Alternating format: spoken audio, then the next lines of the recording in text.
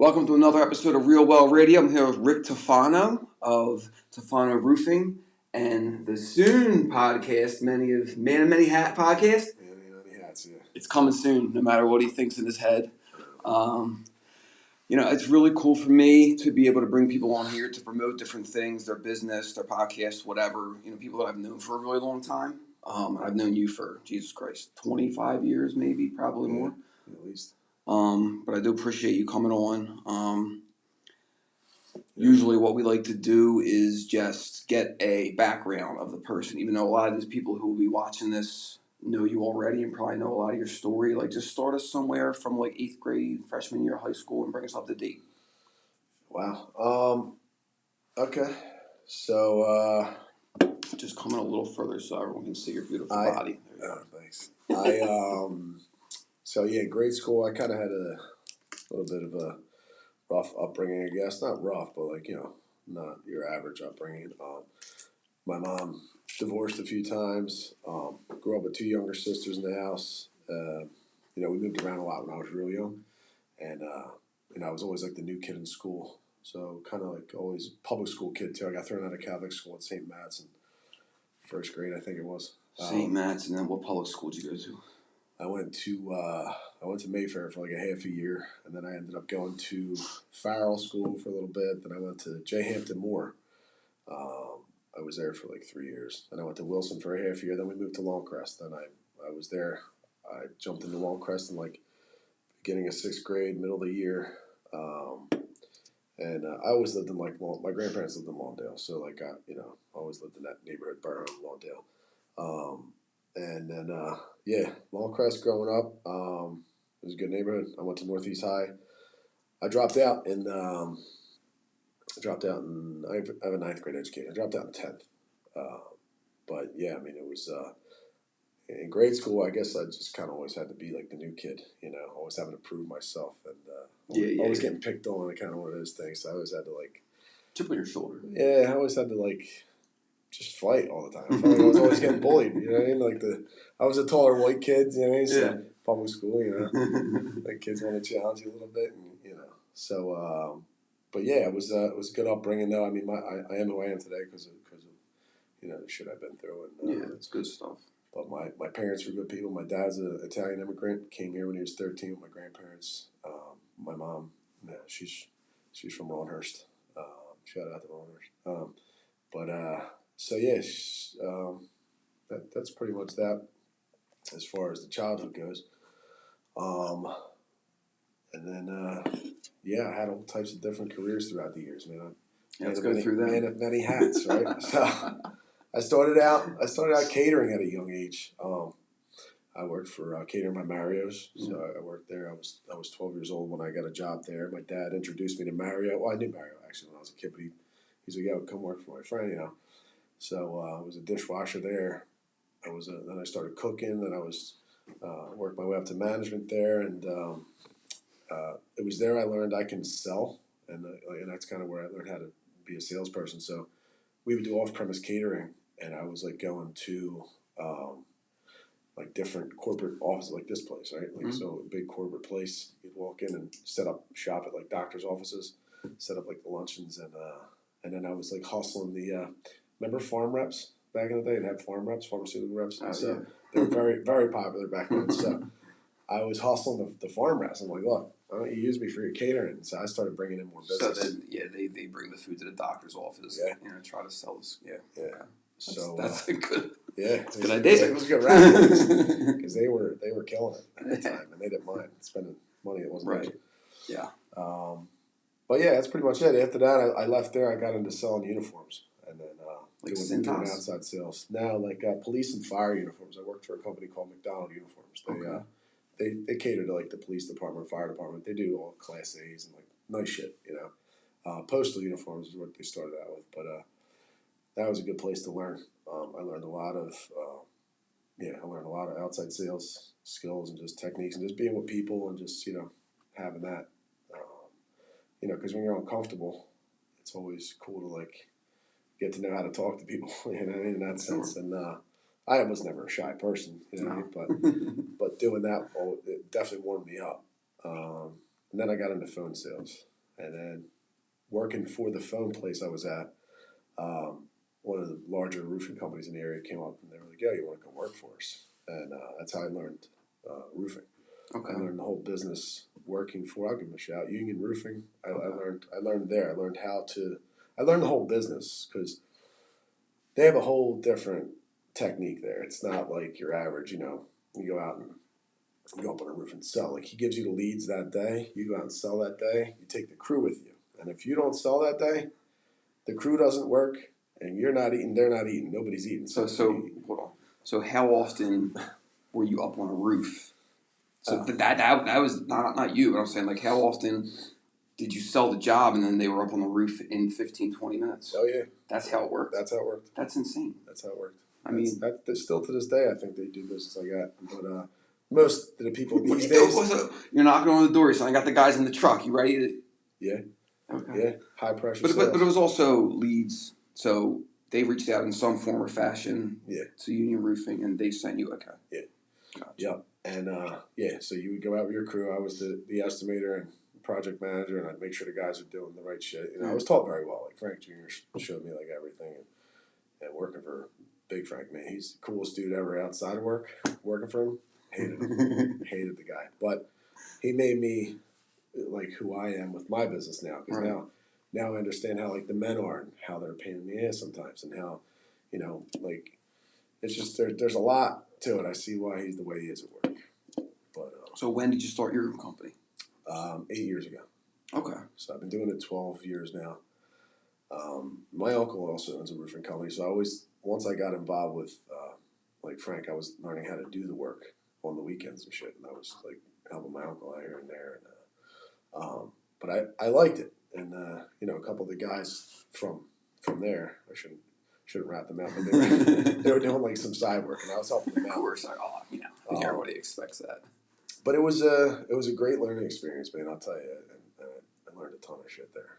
Good stuff. What getting started? What's the biggest mistake you think you made right off the bat? And I know you had a very good teacher and all that. And you probably were able to avoid a lot of mistakes by watching. I mean, I don't know. I think that when I first started, I didn't have any insurance. In 2016, I had no insurance when I started.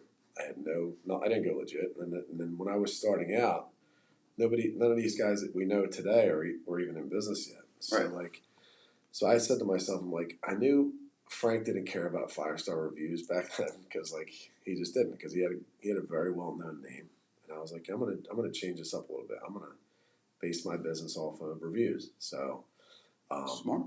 my buddy Jameson Rogers, Eddie Rogers, it's his brother. So he gave me a shot working for these like apartment complexes. He's like a manager for them, and he manages all their buildings and everything. And he's like, "Yeah, you want to come in and give us a price on this and that? But here's the thing: you got to get insurance." I'm like, fuck. If I want to take this to the next level, I have no insurance. I can't be a scumbag. So I'm like, all right, got the insurance, got everything, and now we're workers' comp and a commercial auto policy and all this crazy shit. Later, I pay more in insurance than I do I think anything else.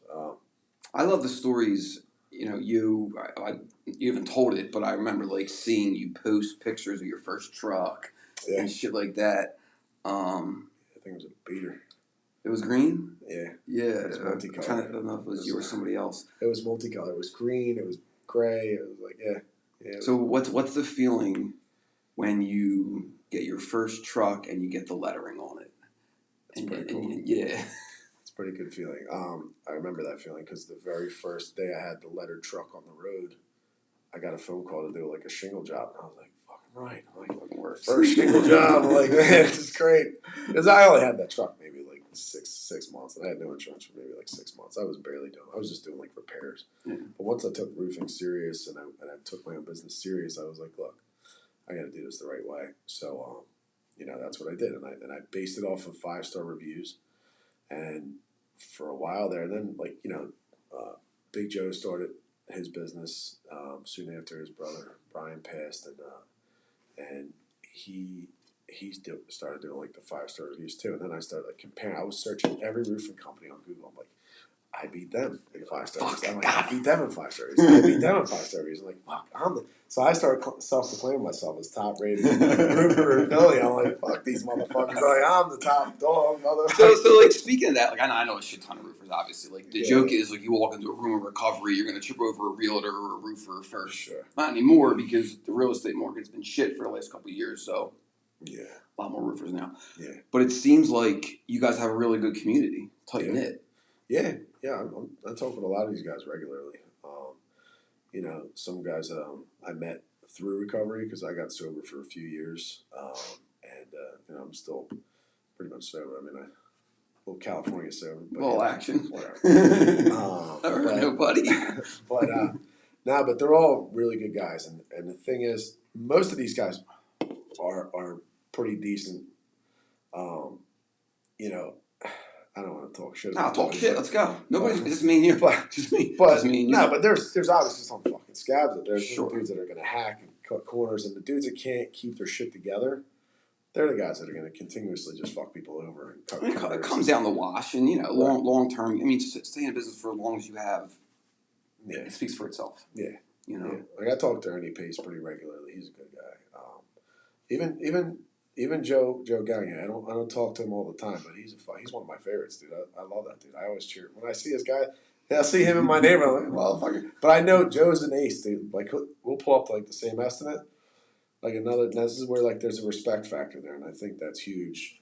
Not just amongst roofers, but amongst men, right? Yeah. So like, you know, Joe pulls up to the same estimate on that. He's like, looks like you already got the best guy there, and I was like, damn, that says a lot. Like for him to say that, he's not even trying to compete. So like. And that's how it should be. Like if I know like I'm in Parkwood and I see Ray Farrell's trucks, I'm not gonna be like, fuck Ray, you know. I like Ray, you know. And so like, why would I? You should never be like that. So, you know, but that you respect the guys like pretty much where they're at, you know. If that's their territory, whatever you want to call it. Well, you know, I mean, and everybody needs multiple estimates, and you need that. But it's good to have the respect. How hard has it been? So, let me ask you like this: like, how hard has it been to keep a steady crew? Hard. Yeah. Hard. That's the hardest part of this industry. So when I first started out, I was hiring a lot of guys in recovery. They couldn't keep their shit together for very long. I might get like a year out of them, possibly, maybe 6 months. You know, and then they're going. Well, you're saying get out of that. You're giving them a steady job. You're giving them a way to, you know, something to do every day, you know, so. Yeah. So, those guys, they were tough. I had a couple guys overdose in my trucks, and once that kind of happened, like the second time, one guy passed away. R.I.P. Bill Dooley. He was a great roofer, excellent. I mean, amazing roofer. Guy's one of the best I've ever seen. Guy knew everything about roofing, and you know, me and Billy would butt heads because he was a know-it-all, and I was the owner. And I'm like, dude, if you don't fucking, I'm gonna choke this. But I loved him. Like it was like a love thing we have for each other. Yeah. No Diddy, but like he was just a fucking good guy. Dude, no Diddy has been said on this podcast so many times in the past couple. God, I'm sorry. No, but Billy was an ace, and you know that was tough. That was a tough loss for us as a company, and just for me as my friend. You know, but it was a learning curve for me too because I even had another guy he brought in. This guy Steve, I forget his last name, but he was okay. He was a cool guy. One night I'm tracking my truck. I have GPS on all the trucks, and I'm tracking the truck, and I'm like, why is he at Franklin Mills at midnight on a Sunday in the dead of winter? So I'm calling him, I'm texting him, like, yeah, where are you? What's going on? No answer. So I shoot over there. I'm like, and Ernie Pace at the time, him and I lived in Parkwood, and I called him up, like, yo, you got Narcan? I was like, I just found this motherfucker overdosed in my truck. And dude, it's dead balls winter. Windows are down. He's in a beater, this dude. I know he's going to freeze to death if he doesn't wake up. Thank God I found him. But sure enough, we called the fire department, and I think Ernie did have a Narcan or something. We hit him with that. And, man, it was scary. Because that's nuts, yeah. The other guy, Billy, thankfully, Pat Everson, we were together when he overdosed. And Pat single-handedly brought him back to life. And that was one of the craziest experiences of my entire life. I started crying spontaneously when he came back, and then the next day is when I got the call that he passed. He went back out and did his thing, but whatever. Damn. Yeah, it's fun. It's rough. It's rough hiring. Yeah, Guys, no, I mean, guys I've been in recovery for 12 years, 12 and a half years almost, and it's almost hard. I have a nice tight group of guys, but like it's almost hard to like befriend people sometimes because you're scared of that, yeah, you know? yeah, And that's how it was in the beginning for me. Like, we both still have our childhood friends, which, by the way, like, shout out. Like, that's amazing. Like, there's not a ton of people our age who have a group of friends like we have. I know. But, yeah. Tight knit neighborhoods, man. Yeah, I mean, it's really cool. Like, I talk to guys now in recovery, out of recovery, our age, and they don't speak to anybody that they grew up with. And I just think, like... It's weird. It's real weird. That's weird. And it's got to suck because...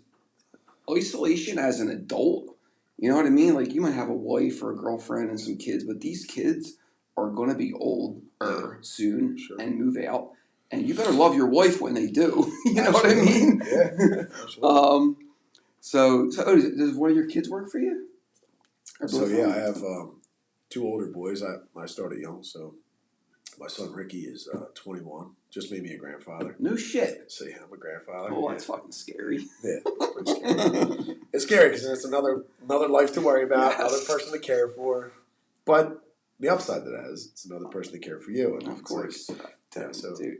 And plus, you get to be like granddad. You don't gotta be the young fun grandfather. Yes. So it's like I'm a nonno, so that's what we're calling me. What? Nonno. It's the Italian version. I got you. But yeah, it's awesome, dude. I have a 16-year-old. My son Jaden lives with me. I got a Jaden too. Ricky. Do you? And he's 16 too. Really? It's weird, yeah. That's funny.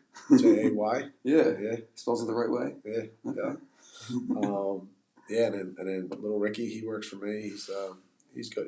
He's our runner. He's just like, he's still young, dude. He's got to learn. He'll learn a lot. Dude, I mean, but I say this all the time. Like, I don't think I grew up until my mid-30s. Yeah. It was embarrassing. Yeah. And thinking back on it, I'm like, phew. Yeah. But then that's also why, like, when my son is like doing stupid shit at 16, I'm like, my man's got long. Got a lot of this. You hope not. But it's just, I don't know. It's tough. Yeah, it is tough. It's tough raising men too. Like, you're raising a young man right now. And you want him to be a man. You don't want him to be like a little bitch. I'm not making the mistakes you made, but also like the mistakes like we made, like turn us into the people that we are. Sure. Like, who knows? I don't know. Yeah. It's just something to think about. Yeah. I mean, I've been through some crazy shit in my day, and I look back and I'm like, man, I could have easily not did that. Just if I had a different attitude, you know what I mean? Like, fucking jerk off. Yeah. But it's all part of the growing pains, right? Yeah. No, 100%. But spending a couple weeks in CFCF for something stupid that'll change your attitude. Thank God I was never convicted of anything ridiculous. But God, what an idiot. So like, this, we kind of do like some like wellness side stuff too. Sure. Like, running a business is stressful. Right. Like what do you do daily basis to just kind of keep your head straight? Is there a morning routine? Is there a night routine? Do you just try to chip away at it as you can? So yeah, I stopped going to the gym. Once I bought the house, I pretty much gave up on the gym. Like, I'm focused, zoning in on my house. I want it the way I want it, which is stupid because realistically, like, the gym was probably one of the best things in my life, and it's still like I'm still keeping like weight off and everything, but I'm just making healthier choices eating. But as far as that goes, yeah, just a healthy balance between work and play, right? So like, I spend as much time with my family as possible. Like, I got a good girl. I got, she's got a couple kids. I got my sons. I love to be around them, because that's what and if we can go away, if we can go on vacation, we can just take a little weekend somewhere or whatever. Just, I try not to stress myself out too much about work. Like the other day we had some bozo called OSHA on us. My guys, it's our fault, my fault really, but my guys had the fall gear in the truck. That's the thing. I provide them with all their shit. Right. They're just lazy, don't throw it on. Okay, what am I going to do? So I find out through a picture, like, someone sent a picture to OSHA. And I'm like, who the fuck's just got OSHA's number right now? So it's clearly somebody that's in the trades or something. Yeah. But yeah, somebody took a picture and sent it to them, and that's probably going to cost me like a lot of money. Yeah. You know what I mean? It's my first offense, but like still, I don't know what it's going to cost. They don't tell you. It could be 10 grand, it could be 20 I was grand. going to ask. I wouldn't know either. I have no You think clue. 10, 20 grand? Yeah, I'm not possibly. worrying about that. Damn. Because I called Frank Libby up and I was like, yo, dude, I'm like, you've been through a lot of crazy shit with this. Like, what do I expect? He's like, they're going to hit you. They're going to hit you, baby. They're going to hit you. It's coming. And I'm like, fuck. I'm like, all right. I'm like, I just put all this money into my house. I don't know. I'm tapped right now, bro. I'm tapped. I don't know. But, time to sign a few big jobs. yeah. Tell me about it. Yeah, but I mean, it's the little things that can get you, you know? Yeah. It sucks. And right before that, I lost my wallet. I've been stressing out. And this morning, I found the wallet. I'm like, all right, maybe life's not so good. Because my Ocean 30 card's in that. I'm like, everything's in there. My bow license, you name it. Everything's in this thing. I'm like, oh, it's just fucking what a pain in the ass. But did you tell me what you did to keep your head straight? yeah, I mean, look, I try not to take. Look, I take every job serious. I mean, all my work, I take all serious. It's my name on. At the end of the day, like, you know, if something's not right, I got to make it right. Right. So, like, you know, that's stressful enough. So what I like to do is just not really worry about work when I'm not working. That's really what I do. I don't even think about work. That would be nice. It's hard as a self-employed person. I go through this. I try not to think about work at all. When I'm home, my guys call me. Okay, we'll review tomorrow's work. All right, cool. I'll see you in the morning. We'll talk. We'll have a little safety meeting. We'll talk and do all that in the morning. But other than that, I don't know. I just try to get away and spend time with my family and not think about it. You know, because it really is stressful. Like, and people don't see that behind the scenes stuff. You know, but yeah, dude, life's life. It's just and we chose this life. You know, like we could easily go find a 9 to 5 somewhere and not be on call 24/7. But we did it to ourselves. That's it. You know. Yeah. And I got a couple good people that I got in my corner that I can like rely on for like any questions. I got Jimmy Lyons in my corner. You know Jimmy well, and I call him up for advice. Even like some of my mentors, like they say I called Frank Libby. Just he was a mentor of mine. Mario and Klingo. I call these guys just help me out. Look, who have just done life for a long time. And, well, Joe, like he's another big part of my life. That guy, I don't even know where I'd be without my uncle. That guy's always like, you should do this, you should do this, do this, do this. And I'm like, all right, I take his advice. Sometimes I listen, sometimes I don't. That's how it goes. Well, yeah, dude. That's good stuff. All right, well, let's talk about this podcast a little bit. We're going to hold you accountable. You put it out there. I know. That's what I did to myself. I put it out there before I knew that I wanted to do this. I thought it would be a good idea. I knew it was going to be a lot of work. I got it down to some kind of, and we could talk through this too, of how I don't spend a ton of time doing this. Like maybe for one episode and clips an hour, an hour and a half, 2 hours, over the course of a couple weeks too. So that's important because we're very busy with family, with everything. But what's it, in your mind, what's it going to be? I don't think I thought it through. No. I was just let's make up a logo and throw it out there. I'm entertaining enough,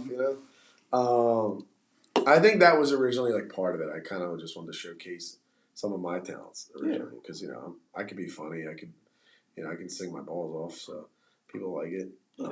See where that goes. But then also I am a business owner and I do have, people that like to share and I like to listen to people's ideas too, because obviously like I took a page out of everybody's book that I've learned from over the years and I know I put some good content out there even on my business Instagram over the years because I see guys doing the same thing I do that they never did before and I'm like, interesting. Where'd you guys get that? Thanks for the shout out. I love that. Nah, but it's cool though. But yeah, I don't know. I think just a little bit of everything. Just how guys like us balance life, work, and family, and I still probably didn't give you the straight answer you were looking for. And I'm not looking for a straight answer. Because you told me before we got on camera that you may have made a mistake, and I thought the same thing. But I want you to do it because it's very rewarding. There's times when I schedule a podcast, wake up to do it, and it's the last fucking thing I want to do, bro. You know what I mean? And then I do it. I provide content for everyone. I had a great conversation with the business owner. They were able to promote stuff, and it's awesome. Yeah. And I'm really glad that I decided to not. There's fear involved. There's who the fuck do I think I am? That people are probably thinking like But that's when I know I'm on the right track. Yeah, when I think people are thinking that, that's when I know I'm doing something right. I think he'd be good. Yeah, and like part of me is like, I mean, I don't like, because I'm not a keyboard warrior. When someone's talking shit, like, where are you at, pussy?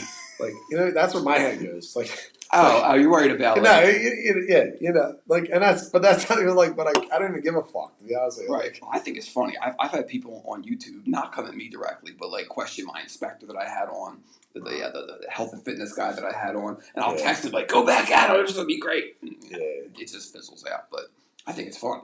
Yeah, I know. It's like, and that's the thing. Like, I kind of laid off social media for like a year, so it gave me a different perspective of how to take social media. And I'm like, and I think people are just so, like, I don't know. I think social media is good for two things. It's good for promoting business and getting, whatever with business. But the other thing is, it's good for shit talking. Like, what else is it good for? It's not real life, but so many people take it so serious. Yeah. People are like, did you delete me as a friend? I still love you in real life. What's the difference? I just can't take you on social media. Yes, we got another. This happens every single time. There we go. We're back. We're back. Little motion? Yeah. Motion sensor. That's how we know we're almost hitting the 30-minute mark. Ah, that's good. There you go. I like that. All right, so I got one last question for you before we wrap this up. But first, tell everybody how they can reach you. How everybody can reach me. All right. Well, I have 2 Instagrams: Tufano Roofing and Man of Many Hats podcast. I mean, I guess that's going to be the other way to reach me. Or call Tufano Roofing. For all your roofing needs. That's. This is a great commercial. We're going to cut this. Quick shout out. Yeah. All right, so I changed the last question up. I hope you didn't peek because I know I don't know how your mind works, but I know you're like outside the box and you don't bite your lip for stuff. Yeah. If aliens came to Earth and said, "Take me to your leader," who would you bring them to that you think would represent us the best? You and don't say yourself. No. That would be terrible. It can't be God. It can't be a dead person. Someone currently living that you think would be able to deal with these aliens and not embarrass us. I don't know. I think it's a cool question, though. Probably Joe Rogan. Dude, that's what I said. Probably straight to Joe. Like, yeah, Joe, help me out, because you got to take him to a man's man. Number one. He wouldn't embarrass us. He won't embarrass us. He thinks. Dude, I've learned more about every single thing out there from guests on his podcast than I have in 40 years. Yeah. Like, it's fucking insane. Like, that's why with this, I don't expect people to, like, watch these. Yeah. That's why I make clips, because no one has a lot of time.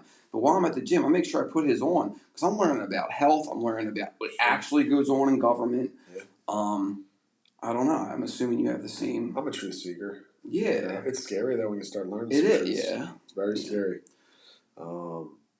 Do I think aliens are real? Well, I check it out. I asked that just to like. No, excuse me. No, it's hard to say because we've been lied to. Yeah. So much about from our own people. Yes. But I think that lie could be there just to protect everybody. Also, at the same token, so it's like, and all those people that he brought on that like actually have worked for those places. What's that one guy's name? Dude, honestly, like with the alien stuff, like I agree with you and everything you just said, but I don't watch those episodes because maybe a little bit of them, but I can't, like, usually I can get through like 2.5, 3 hours of anybody he has on, but with those people I just can't. It's just it's so wild. Yeah, because it really gets your mind fucking exploding. You're like, wait, what? Like we're supposed to be big on like control. We can control and we can't control that. Yeah. But it's just like everything that he has on. It's just, the politics is gross thing. It's right up my alley. Yeah. You know what I mean? Like I can't with any of it. Do you know who Sean Ryan is? I don't think so. He's like a Navy SEAL or ex-Navy SEAL or something. He has a podcast. He actually overtook Rogan, I believe, for the number one. But check him out. Rogan had him on, and I don't even want to say what he said because my parents watch this. So I'll tell you after. It's just like how gross. I'm sure. how gross politics is and all that. Oh, But anyway, thanks for watching, everybody. Rick Tufano, thanks for coming on, brother. Thanks for having me. Appreciate it. Share, like, subscribe, all that good stuff. Peace out.